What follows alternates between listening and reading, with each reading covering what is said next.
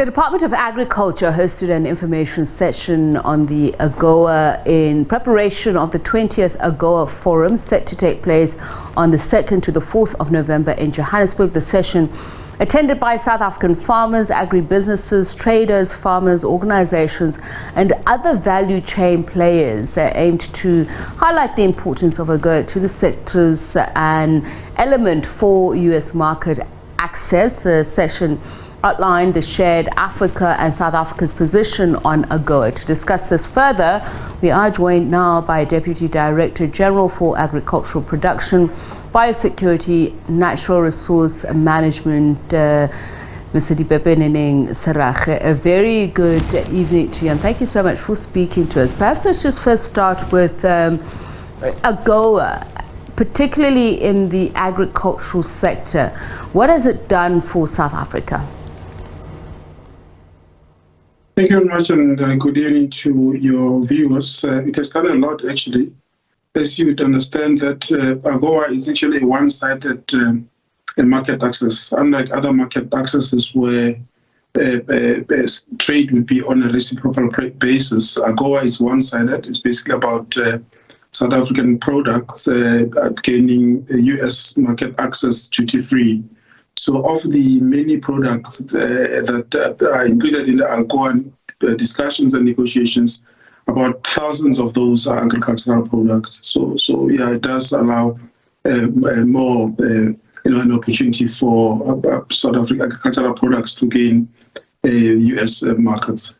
And just given the recent challenges that South Africa has been experiencing, particularly to do with avian flu, and now we understand that the Eastern Cape is seeing what is being reported as some sort of cattle disease, a parasitic tick disease. How has this impacted on your ability to export to that market? Yes, we're still running just to get information out clearly about the Eastern Cape cattle disease. We're still finalizing analysis and investigation. We'll be able to tell what this is, but that shouldn't affect our AGOA discussions because we don't actually export much animal products anyway. So the main products that are gaining market access through this AGOA platform are mainly the horticultural and fresh produce products. So we don't really export a lot of animal products to the US. Okay, but byproducts of some of the animal stock that you have, could that be a problem? You speak about fresh produce. Sometimes there is that stigma that says there is a ban placed on South Africa for a certain period. There is an alarmist tone sometimes to some of these issues. Are these challenges? And if we talk about preferential market access, subsidies have also been a major problem for least developed nations in trade agreements like this. Can you share South Africa's experiences? Yes, look, unfortunately, South African agricultural system does not compare with especially your South America, where there are subsidies. We do, to some extent, in South Africa, also do support our farmers in other ways differently from the other countries that we compete with for the US and European markets. You can think of in South Africa, we do have comprehensive agricultural support program. This is basically for upcoming and farmers. We may not necessarily be a subsidy in some cases, but we offer also extension and support, agricultural extension and support free of charge. So that is also a form of it. As opposed to... Yes, you can continue. Yes, as opposed to direct subsidy, countries might be able to assist their farmers with.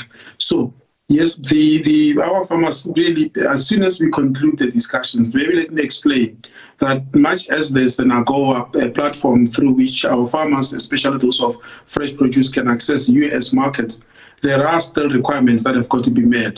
The one thing that the platform guarantees is duty-free, but the biosecurity and sanitary and phytosanitary requirements, this is about diseases and the pests and control of those, is still, those have to be complied with.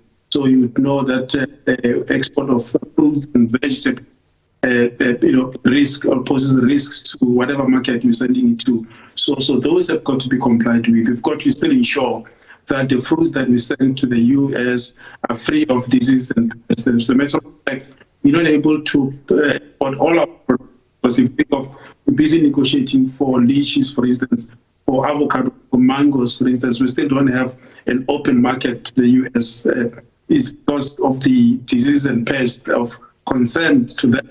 So, but this forum coming from the 2nd of November will see us discussing and negotiating with them with a view of increasing the number of products that we can export to the US. So at the moment, the ones that we freely export would be your honey and your nuts and especially citrus. We do export citrus readily, but there are citrus growing areas that at the moment are not able to export to the US. It's the result of what we call the disease of citrus called citrus black spot, which is also a challenge to the European Union. But we think the US, because it's not quarantine pest, that is not a pest that they happen to have citrus black spot. We think negotiations with them might actually help our situation and that we face with the European Union, because the European Union does not have citrus spot and makes it difficult for us to export citrus to them. So we much as we have citrus, a commodity that we export, we still need to increase the market. If you think beautiful mangoes and avocados are, but there are a lot of conditions imposed on them. So we need to convince them of our biosecurity measures so that those can also be exported in the same way as citrus. Okay, and I do apologize to our viewers because of the internet connection. Some of your words are coming out as clipped, but let's continue the conversation. As you mentioned, some of these issues are going to come under the spotlight during this upcoming summit. As we mentioned, the various stakeholders that are going to attend. There's been the issue of an extension until 2025 of AGOA that's been discussed, but I want to look at the tariff structures. You spoke about the relationship with the US. A lot of it that you're saying is pretty much non-reciprocal, but there's also our trade relations with the EU. Will these comparisons come under the spotlight, and what do you expect from South African farmers, labour, in terms of what they'd put on the table about what they believe needs to change? Yes, in fact, we glad there are discussions about extending the AGOA beyond 2025, because the US actually, maybe because of AGOA, and besides AGOA, they seem to be more cooperative. The US market, the US government seems to be more cooperative as compared to the European Union. They seem to understand our situation, and they are actually more supportive. So we think, for instance, like the example I gave of the citrus black spot, which is a disease of oranges. The European Union does, poses a lot of and imposes a lot of restrictions on our. So the citrus that we battle to export to the US. There was a time when South Africa complained about certain meat products that it felt were at risk due to various economic and health concerns that you raised, which the US refuted. Is this still a concern in terms of products coming from the United States? No, not necessarily. Actually, the United States does export few products to us. If you look at the situation we had with poultry products and eggs as a result of our outbreak of highly pathogenic avian influenza, we've recently increased that export of poultry meat to South Africa, and we might also out also from US. So there are as things like the dairy products, we do have those. There is a pending protocol countries products. There is not on a.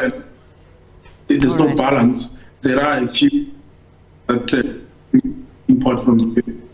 Unfortunately, we do have to end it there because of the poor connection. Mr. Dipepeneneng Serage, thank you very much for your time.